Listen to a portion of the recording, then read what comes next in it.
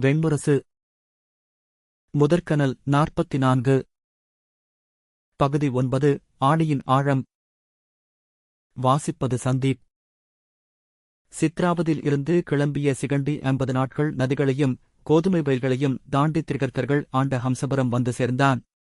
பசுங்கடல் வயல்கள், நீலமுழுகிய நதிகள், மக்கள் செறிந்த கிராமங்களைத் தாண்டி வந்து கொண்டிருந்த நாட்களில் ஒருமுறை கூட அவன் எவரிடமும் பேசவில்லை. அவனைக் கண்டதுமே கிராமங்களில் தலைமக்கள் எழுந்து வந்து வணங்கி ஊருக்குள் அழைத்துச் சென்றனர். அவனை வராகியின் ஆலய முகப்பில் அமரச் செய்து ஊனுணவளித்தனர். அவன் கைகாட்டியதும் படகுக்காரர்கள் வந்து பணிந்து அவனை ஏற்றிக் கொண்டனர். உடம்பெங்கும் சேறுபடிந்திருக்க, தலைப்பொழுதியில் காய்ந்த புல்லாக ஆகியிருக்க அவன் நகர்ந்து செல்லும் சிறு மண்குன்று போலிருந்தான். உருமலே அவன் மொழியாக இருந்தது. அஷிக்னி நதிக்கரையில் இருந்த காசியபுரத்தைச் சுற்றி வண்டல் படைந்த வயல்வெளி பரவியிருந்தது. முற்றத் தொடங்கிய கோதுமைக் கதிர்கள் அடர்நீல நிறத் தாள்களுடன் செறிந்து நின்றன. வயல்வெளிகளை ஊடுபாவாக வெட்டிச் சென்ற வாய்க்கால்களின் நீரின் ஒலியும், சதுப்புகளில் படுத்திருந்த எருமைகளின் முகரியொலியும், நீர்ப்பறவைகளின் சிறகோசைகளும் அந்நிலத்தின் மொழியாக ஒலித்துக் கொண்டிருந்தன. வெயில் பரவிய வயல்வெளிக்கு நடுவே வணிகப் பாதையில் அஷிக்னி நோக்கிச் சென்ற பொதிவண்டிகள் நீரில் மிதப்பவை போலத் தெரிந்தன. அவற்றைத் தொடர்ந்து சென்ற சிகண்டி அஷ்கிரியின் கரையை அடைந்தான். அஷிக்னியில் பாய்விரித்த படகுகள் சிறகசையாமல் மிதக்கும் பருந்துகள் போல அசையாத பாய்களுடன் தெற்கு நோக்கிச் சென்று கொண்டிருந்தன. மீன்பிடிப்பவர்களின் தோணிகள் மெல்ல அலைகளில் எழுந்தமர்ந்து நிற்க அவ்வப்போது அவற்றிலிருந்து தவளை நாக்கு நீட்டுவது போல வலைகள் எழுந்து நீரில் பரவி விழுந்தன. அலைகள் மோதிக்கொண்டிருந்த அஷினியின் கரையை உறுதியாக கல்லடுக்கிக் கட்டியிருந்தனர். கல்லடுக்குகளின் பொந்துகளுக்குள் புகுந்த நீர் எண்ணி எண்ணிச் சிரிப்பது போல ஒலி எழுப்பியது. நதிக்கரை மேலேயே வண்டிப்பாதை அமைந்திருந்தது. வண்டிகளின் பின்னால் சென்ற சிகண்டி தூரத்தில் ஹம்சபுரத்தின் கோட்டையைக் கண்டான். மலைப்பாறைகளை நீர்வழியாகவே உருட்டி வந்து ஏற்றி யானைகளைக் கொண்டு அடுக்கி உருவாக்கப்பட்ட உயரமான அடித்தளம் மீது சிறிய உருளைக்கற்களைக் கொண்டு கட்டப்பட்ட அந்தக் கோட்டை மழையில் கருக்காத மஞ்சள் நிறமான கல்லடுக்குகளுடன் செதில்கள் நிறைந்த சாரைப் பாம்பு போலத் தோற்றமளித்தது. அதன்மேல் மரத்தாலான காவல் கோபுரங்களில் வெண்பட்டில் செந்நிறமாகத் தீட்டப்பட்ட சூரியனின் சின்னம் இருந்தது. கோட்டைக்கு முன்பக்கம் மிகப்பெரிய படகுத்துறை இருந்தது. அதன் இருபக்கமும் வண்டிப்பாதைகள் வந்து இணைந்தன. நதியில் வடக்கில் இருந்தும் தெற்கில் இருந்தும் வந்த படகுகளும் இருபக்கச் சாலைகளும் சந்திக்கும் நான்மையமாக இருந்தது அந்தத் துறை. நதியில் அலைகளில் எழுந்து விழுந்து நெருங்கி வந்த படகுகள் பாய்களைச் சுருட்டியபடி அணுகி பெரிய துறையைச் சேர்ந்தபோது கரையிலிருந்து கூச்சல் எழுந்தது. கயிறுகளை வீசி படகுகளை பிடித்துக் கட்டுபவர்களும் படகிலிருந்த துடுப்புக்காரர்களும் மாறி மாறி கூவிக்கொண்டனர். கயிற்றை பிடித்து இழுப்பவர்கள் உரக்கப்பாடினர். நெருங்கி வந்த படகு கரையில் இருந்த பெரிய மூங்கில் சுருள்களில் மோதி அதிர்வை இழந்து மெல்ல அமைதியடைந்தது. படகுத்துறைக்கு அருகிலேயே மரக்கூரை போடப்பட்ட பண்டகசாலைகள் வரிசையாக நின்றன. நூற்றுக்கணக்கான வண்டிகள் அங்கே சுமைகளை ஏற்றிக்கொண்டும் இறக்கிக் கொண்டும் நின்றன. உயரமற்ற பெருங்களர்வா மரங்கள் பரவி நின்ற கோட்டை முற்றம் முழுக்க வண்டிமாடுகள் நின்று கோதுமை வைக்கோலை மென்று கொண்டிருக்க அவற்றின் கழுத்துமணிகள் சேர்ந்து ஒற்றை முழக்கமாக கேட்டன. மீன்மெழுகு பூசப்பட்ட கரியகூரை கொண்ட கூண்டு வண்டிகள் வெயிலில் வளைவுகள் மின்னநுகம் ஊன்றி நின்றிருந்தன. தலைப்பாகைகளை அவிழ்த்துவிட்ட வணிகர்கள் மரத்தடிகளில் பாய்கள் விரித்து படுத்தபடியும் கழஞ்சும் தாயமும் விளையாடியபடியும் இருந்தனர். வெயிலுக்கு கண்கள் கூச சிகண்டி கோட்டையை ஏறிட்டுப் பார்த்தான். பின்பு உள்ளே நுழைந்த அவனை நோக்கி வந்த வீரன் ஒருவன் முகத்தில் இழிவுச் சிரிப்புடன், "நீ எப்படி ஆயுதம் ஏந்தி இருக்கிறாய்? யார் உனக்கு ஆயுதமளித்தது?" என்றபடி சிகண்டியின் வில்லை பிடிக்க வந்தான். அவனுடைய இருகால்கள் நடுவே தன் காலைக் கொடுத்து ஒற்றைக்கையால் தூக்கிச் சுழற்றி வீசிவிட்டு சிகண்டி முன்னால் நடந்தான். புழுதியில் விழுந்தவன் எழுந்து ஆவேசமாக தன் வேலை எடுக்க மேலே இருந்த தலைவன் அவர்களின் மொழியில் ஏதோ சொல்ல அவன் வேலைத் தாழ்த்தினான். சிகண்டியை நோக்கி வந்த தலைவன், "வீரரே, இந்நகரில் எவருக்கும் அனுமதி உண்டு. ஆனால் ஷத்திரியர்கள் அல்லாதவர்கள் ஆயுதமேந்த அனுமதி இல்லை" என்றான்.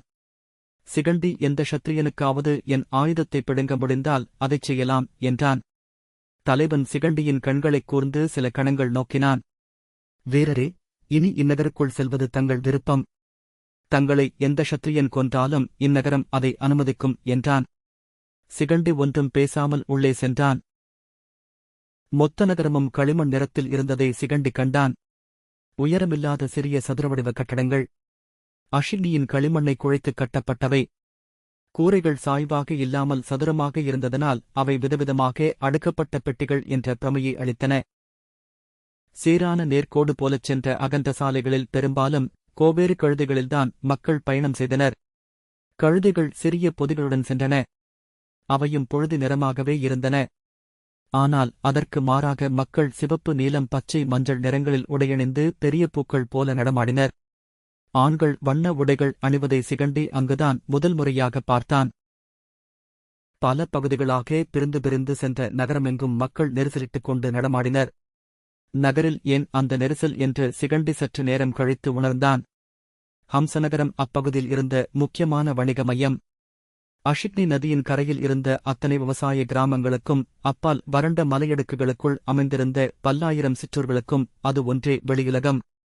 அங்கே வாய்திறந்து விழிவிரிய நோக்கியபடி முண்டிக் கொண்டிருந்தவர்களில் பெரும்பாலானவர்கள் அங்கு வாழ்பவர்கள் அல்ல என்று தெரிந்தது. நகரின் நடுவே வலப்பக்கம் அஷிக்னி கரையில் இருந்து எடுக்கப்பட்ட உருளைக்கற்களைக் கொண்டு கட்டப்பட்ட சிறிய உள்கோட்டை இருந்தது. அதற்கப்பால் 7 அடுக்கு அரண்மனையும் சமதளக் கூரையுடன் ஒரு மண்டிட்டு போல எழுந்து தெரிந்தது. அதன் சாளரங்களில் மட்டும் செம்பட்டுத் திரைச்சிலைகள் ஆடின. கோட்டைக்கு முன்னால் ரதங்கள் சில நின்றன. காவல் வீரர்கள் மேலே ஒளிரும் ஈட்டியுடன் நின்றிருந்தனர். பெரிய முரசின் தோல்பரப்பில் பட்ட வெயில் கண்ணை அரைக்கணம் கூசச் செய்தது. இடப்பக்கம் சென்ற சாலை உயர்குடிகளின் சிறிய அரண்மனைகள் இருந்த பகுதியை நோக்கிச் சென்றது. நேர் முன்னால் உயர்ந்த முகட்டுடன் தெரிந்தது சூரியதேவனின் ஆலயம். சிகண்டி அந்தக் கோவிலைப் பார்த்தபடி சாலையில் நின்றான். பெரிய பாறைகளைக் குவித்து உருவாக்கப்பட்ட செயற்கைக் குன்றுக்கு மேல் இருந்தது அந்த ஆலயம். குன்றின் மேல் ஏறிச் சென்ற பெரிய படிக்கட்டுகளால் மேலிருந்த கட்டடத்தின் காலடியில் கொண்டு சென்று சேர்க்கப்பட்ட மனிதர்கள் கைவிரல்கள் அளவை உள்ள சிறிய பாவைகளாக அசைந்தனர். அவர்களின் தலைக்கு மேல் பேருருவமாக எழுந்து நின்றன சுதையாலான 7 வெண்குதிரைகள். பெருங்கடல் அலை ஒன்று அரைவதற்கு முந்தைய கணத்தில் உறைந்தது போல, மலைச்சரிவில் இறங்கிய நதி நிலைத்தது போல, அவை வேகமே அசைவின்மை கொண்டது போல விழித்த கண்களும் திறந்த வாயும் கடிவாளத்தால் இழுக்கப்பட்டு விதவிதமாக திரும்பிய நீள்கழுத்துகளுமாக துள்ளி நின்றன. அவற்றின் கனத்த குழம்புகள் அங்கிருந்த மனிதர்களின் தலைக்கு மேல் நீட்டி நின்றன. அவற்றின் பிடரி மயிரின் வண்ணங்கள் வேறுபட்டன. ஊதா, செந்நீலம், நீலம், பச்சை, மஞ்சள், பொன்னிறம், சிவப்பு நிறங்களில் தழல் போல நீண்ட நெடுந்தூரம் பின்பக்கம் பரந்த பிடரிமயிரை மட்டும் மரத்தால் செய்திருந்தனர். குதிரைகளுக்குப் பின்னால் சுதையாலான பெரிய ஆலயத்தின் கூரை வெண்கலத் தகடுகளாலானது. மதிய வெயிலில் பொன்னிறமாக அது ஒளிர்ந்தது. அதன் கீழே சுதைச்சுவர் இளஞ்சிவப்பு நிறமாகவும் வட்டமாக திறந்திருந்த வாயில் செந்நிறமாகவும் இருந்தது. சாலையிலிருந்து பார்த்தபோது பொன்னிறமான மேகங்களை மணிமுடியாக அணிந்து சூரிய வட்டம் 7 குதிரைகளில் வருவது போலிருந்து அக்கோயில். சிகண்டிப்படிகளில் ஏறி மேலே சென்றான். அவனுடைய மண்படிந்த உடலைக் கண்ட மக்கள் ஆஞ்சி விலகி சுருங்கிய கண்களால் பார்த்தனர். தங்களுக்குள் கிசுகிசுவென பேசி பிறருக்கு சுட்டிக்காட்டினர். கோயிலைச் சுற்றி இருந்த பெரிய வட்டப்பாதையில் அண்ணாந்து சிலைகளை பார்த்துக் கொண்டிருந்தவர்கள் அவனைக் கண்டதும் அஞ்சு சிறிய கூச்சலுடன் விலகினர். கோயிலின் சுவர்களிலும் கூரைச்சரிவிலும் சுதையாலும் மரத்தாலும் செய்யப்பட்ட சிலைகள் நிறைந்திருந்தன. இதமான வண்ணங்கள் பூசப்பட்ட அழகிய சிலைகளின் கண்கள் நீல நிறமான சிப்பிகளால் அமைக்கப்பட்டு மெல்லிய ஒளியுடன் பார்ப்பவர்களின் கண்களை சந்தித்தன. உதடுகள் உயர செய்து கொண்டு எக்கணமும் பேச முற்படுபவை போலிருந்தன. வலப்பக்கச் சுவரில் இருந்த பெரிய சிற்பத்தொகை காசியப பிரஜாபதிக்கு அதிதி தேவியில் சூரியன் பிறப்பதைக் காட்டியது. காசியபரின் வெண்ணிற தலைமயிர் விரிந்து மேகங்களாக பரவியிருந்தது. அந்த மேகங்களில் முனிவர்களும் தேவர்களும் அமர்ந்திருந்தனர்.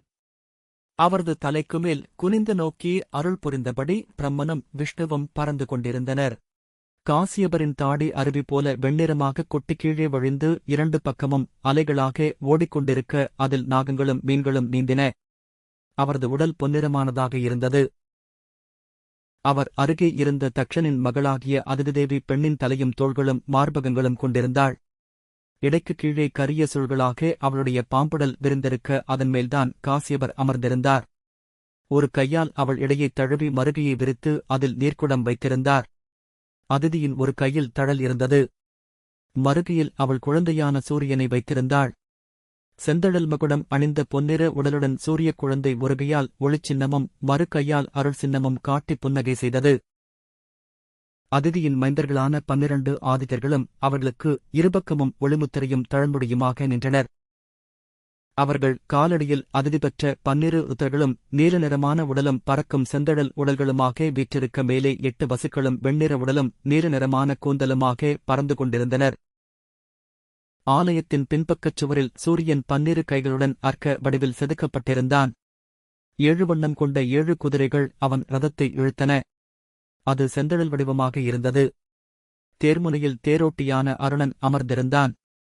சூரியனின் 12 கரங்களில் கீழ் வலக்கை அஞ்சல் முத்திரையும் கீழ் இடக்கை அருளல் முத்திரையும் கொண்டிருந்தது. மேல் இருகைகளில் மலர்ந்த தாமரைகள் இருந்தன. மற்ற கைகளில் வஜரம், பாசம், அங்குசம், கதை, தனு, சக்கரம், கட்கம், மழு ஆகிய ஆயுதங்கள் இருந்தன. இடப்பக்கச் சுவரில் சூரியனின் மித்திர வடிவச் சிலை இருந்தது. ஒளிவிடும் பொற்தாமரை மீது பச்சை நிறமான உடலுடன் வலது மடியில் பொன்னிறமான சம்னாதேவியும் இடது மடியில் நீல நிறமான சாயாதேவியுமாக செந்தழல் முடிசூடி மித்ரன் அமர்ந்திருந்தான். ஒளிதேவி பெற்ற மைந்தர்களான மனு, யமன், யமி ஆகிய குழந்தைகள் அவளுடைய காலடியில் அமர்ந்திருந்தனர். நிழல்தேவி பெற்ற சனிஞ்சரன், மனு, தபதி என்னும் 3 குழந்தைகள் அவள் காலடியில் அமர்ந்திருந்தனர். கருவறை முன்னால் வந்து சிகண்டி நின்றான். உள்ளே பழமையான ஒரு பட்டைக்கல் நாட்டப்பட்டிருந்தது. அதில் மிக மழங்கலான புடைப்புச் சிற்பாக சூரியனின் சிலை இருந்தது. 2 கைகளிலும் தாமரைகளுடன் அவன் பன்றி மீது அமர்ந்திருந்தான். இருபக்கமும் தொங்கிய வெண்கல விளக்குகளில் நெய்ச்சுடர்கள் மலர்கொத்துக்கள் போல அடர்ந்திருக்க கருமையாக ஒளிவிட்டு அச்சிலைக்கு செந்நிற, பொன்னிற, வெண்ணிற மாலைகள் சூட்டப்பட்டிருந்தன. பூசகர்கள் 3 உள்ளே அமர்ந்து வேத மந்திரங்களால் சூரியனை துதித்துக் கொண்டிருந்தனர். சிகண்டி அங்கே சில கணங்கள் மட்டும் நின்றான். அவன் கண்கள் வராகத்தைத் தான் பார்த்தன. கல்லின் இருட்டுக்குள் இருந்து அது எழுவது போலிருந்தது. இருளுக்குள் சூரியன் அதை மிதித்து தாழ்த்துவது போலவும் அதன் மேல் பீடம் கொண்டு அமர்ந்திருப்பது போலவும் ஒரே சமயம் எண்ணச் செய்தது. சிகண்டி திரும்பி படிகளில் இறங்கி கீழே வந்தான். விருந்த சாலை இருபக்கமும் பெரிய முற்றங்களை நோக்கிச் சென்றது. அம்முற்றங்கள் சந்தையாகவும் கேளிக்கை இடங்களாகவும் ஒரே சமயம் திகழ்ந்தன. தோளோடு தோள் முட்டியபடி மக்கள் அங்கே கூச்சலிட்டுக் கொண்டிருந்தனர். விதவிதமான பொருட்களை குவித்துப் போட்டு சிறுவணிகர்கள் விற்றுக் கொண்டிருந்தனர். கனத்த கட்டிகளாக அடுப்புக்கர்தான் அதிகமும் விற்கப்பட்டது. அவர்கள் அங்கே அதிகமும் நுகரும் அப்பொருள் வெளியே மலைகளில் இருந்துதான் வரவேண்டுமென சிகண்டி நினைத்தான். விதவிதமான தோல்கள் ஆடைகளாக மாற்றப்படாதவை. மரவிருநார்கள், புல்லார்கள், கையால் பின்னப்பட்ட ஆடைகள், மீனிறகுகள், உலோக ஆயுதங்கள், சுறாமின் பற்களாலான கத்திகள், பலவகையான மூலிகை வேர்கள், வண்ணப் பொருட்கள், மரத்தில் செதுக்கப்பட்ட பாவைகள். கூவியும் சிரித்தும் வசைபாடியும் அவற்றை வாங்கிக் கொண்டிருந்தவர்கள் நடுவே குரங்குகளை கயிற்றிலும் கோலிலும் தாவச் செய்து வித்தை காட்டினர் சிலர். ஒரு வட்டத்துக்குள் வெண்குதிரை ஒன்று வாலைச் சுழற்றியபடி தலைப்பாகைக்காரனின் மத்தளத்தின் தாளத்துக்கு ஏற்ப நடனமிட்டது. பெரிய கூட்டம் கூடி நின்ற இடத்தில் சிறிய கண்களும் வெண்களிமண் குடம் போன்ற முகமும் கொண்ட பீதர் இனத்து வீரன் ஒருவன் அம்புகளால் வித்தை காட்டிக் கொண்டிருந்தான். மேலே ஒரு கயிற்றில் கட்டப்பட்டு காற்றில் ஆடிக்கொண்டிருந்த பனையோலையால் ஆன கிளிகளை சிறிய அம்புகளால் சிதறடித்தான். அரைகூவல் அரைகூவல், அந்த நீலக்கிளியை 7 அம்புகளுக்குள் சிதறடிப்பேன். என்னால் முடியாதென்பவர்கள் பந்தயம் வைக்கலாம் என்றான். அவன் தாடி பாறையின் தொங்கும் வேர்க்குத்து போல நீளமாகத் தொங்கியது. 20 வெள்ளை நாணயங்கள் பந்தயமாக கீழே விரிக்கப்பட்டிருந்த மான் தோலில் விழுந்தன. சிகண்டி தன் வில்லின் நாணை மெல்லச் சுண்டினான். அனைவரும் திரும்பிப் பார்த்தனர். ஒரே அம்பால் அந்த கிளியை நான் வீழ்த்துகிறேன். இந்த நாணயத்தை நான் எடுத்துக்கொள்ளலாமா என்றான். கூட்டம் கூக்குரலெழுப்பி அவனை ஆதரித்தது. சிகண்டி முன்னால் சென்று அவர்கள் என்ன நடக்கிறது என்று பார்ப்பதற்குள் அந்த கிளியை தன் அம்பால் சிதறடித்தான். கூட்டம் களிவெறி கொண்டு கூச்சலிட்டது. இருகைகளையும் வீசி எம்பிக் குதித்தது. வெள்ளி நாணயங்கள் மீன்கள் துள்ளவது போல வந்து மாந்தோலில் விழுந்தன. சிகண்டி அந்த பீதர் இன வீரனிடம் 20 நாணயங்கள் எனக்குப் போதும் என்றபின் குனிந்து எடுத்துக்கொண்டான். எஞ்சிய நாணயங்களை பொறுக்கியபடி அவன், வீரரே, நீர் பரசுராமரின் மாணவரா என்றான். சிகண்டி பேசாமலிருந்தான். அல்லது பீஷ்மரின் மாணவர்? இல்லையா? சிகண்டி பதில் சொல்லாமல் சென்றான். பீதன் பின்னால் வந்து, அக்னிவேசரின் மாணவர்? ஐயமே இல்லை என்றான். சிகண்டி திரும்பிப் பார்க்காமல் நடந்தான். வீரரே, என் பெயர் ஜிங்சாம். ஷாங் மன்னர்களின் குடிமகன். யாங் பள்ளியிலும் சு பள்ளியிலும் வில்வித்தை பயின்றவன். நான் அக்னிவேசரை வணங்கியதாகச் சொல்லுங்கள். தெருவில் சிகண்டி நடந்தபோது ஒரு ஒல்லியான பிராமணன் பின்னால் ஓடி வந்தான்.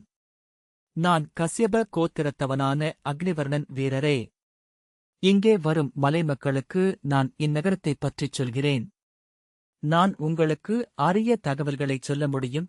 சிகண்டி திரும்பிப் பார்க்காமல் சென்றான். நீங்கள் ஆண் என்றால் நான் சிறந்த பரத்தையரின் வீடுகளைப் பற்றிக் கூடச் சொல்வேன். பிராமணனை மதிப்பவர்கள் அவர்களைப் பற்றி நான் கவிதைகள் கூட எழுதியிருக்கிறேன். நீங்கள் விரும்பினால் இப்போதே பாடிக் காட்டுகிறேன். விடாது சிகண்டியை பின்தொடர்ந்தபடி திரிகர்த்தர்கள் ஆளும் இந்த நாடு திரிகர்த்தம் என்றழைக்கப்படுகிறது. காசியப வம்சத்தில் பிறந்தவர்கள் எங்கள் அரசர்கள். இவர்களின் வம்சம் வடக்கே மலைகளுக்குள் சைத்திரபீடம் என்னும் கிராமத்தை ஆண்டு வந்தது. அதைச் சேர்ந்த விராடன் என்ற அரசர் அஷிக்னி நதியில் படகில் வரும்போது இந்தக் கரையில் ஆயிரக்கணக்கான அன்னப்பறவைகளைக் கண்டார். இது புனிதமான மண் என்று உணர்ந்து இங்கே அவரது நகரத்தை அமைத்தார். அன்று முதல் இது ஹம்ச நகரம் என அழைக்கப்பட்டது என்றான். தலையை அசைத்தபடி சிகண்டி நடந்தான். சமுகியம் ஜனமுகியம் பேசும் மக்கள் இங்கே வாழ்கிறார்கள். தேவமொழியின் அபபிரம்சமான மூலத்வனி என்னும் மொழியை இங்குள்ள உயர்குடியினர் பேசுகிறார்கள். இது காசியபர் திரேதாயுகத்தில் உருவாக்கிய நகரத்தின் மாதிரியில் அமைக்கப்பட்டிருப்பதனால் இதை காசியப நகரம் என்கிறார்கள். இதற்கு சம்பாபுரி என்றும் வேகபுரி என்றும் பெயர்கள் உண்டு. இங்குள்ள சூரிய கோவில் எங்கள் முதல் மன்னராகிய விராடரால் அமைக்கப்பட்டது. ஏனென்றால் இது சூரியன் தன் உக்கிரமான செங்கோலை ஊன்றி சற்றே இளைப்பாறிச் செல்லும் இடம். ஆகவே இதை மூல்சான நகரி என்றும் அழைப்பதுண்டு. மேலும் சிகண்டி கையை அசைத்து அவனிடம் செல்லும்படி சொன்னான். 20 வெள்ளியை வைத்திருக்கும் கொடைவள்ளலான நீங்கள் அப்படிச் சொல்வது அழகல்ல. நான் மனைவிகளும் குழந்தைகளும் உடைய பிராமணன். அதே சமயம் பசுக்களும் வேததிகாரமும் இல்லாதவன். சிகண்டி அவனைப் பார்த்தபோது அவன் பார்வையை விலக்கி சற்றே நெளிந்து, அத்துடன் மது அருந்துபவனும் கூட என்றான். சிகண்டி மெல்லிய உருமலால் அவனை தன்னைத் தொடரும்படிச் சொல்லி நடந்தான். என் பெயர் சுத்திகன். நாங்கள் மீன் உண்ணும் பிராமணர் என்பதனால் எங்களுக்கு வைதிக அதிகாரம் இல்லை. வைதிக பிராமணர்கள் வருடத்துக்கு ஒருமுறை மட்டும் சண்டி பூசை செய்யும்போது மீன் உண்கிறார்கள். நாங்கள் அனைவருமே தெற்கே கூர்ஜரத்தில் கடலோரமாக வாழ்ந்தவர்கள். அங்கே மீன் மட்டும்தான் கிடைக்கும்.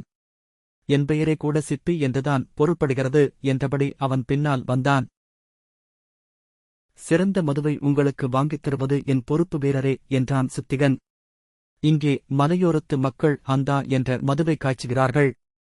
அரிசிக்கஞ்சியில் 17 வகையான மூலிகைகள் அடங்கிய மாத்திரைகளைப் போட்டு 7 நாட்கள் புதைத்து வைத்து எடுக்கிறார்கள் என்றான். உண்மையில் இதிலுள்ள முக்கியமான மூலிகையை அஹிபீனா என்று மருத்துவர்கள் சொல்கிறார்கள். பாம்பினிச்சில் என்று பொருள். சிறிய குட்டையான செடி. அதை வறண்ட மலைச்சரிவுகளில் வளர்க்கிறார்கள்.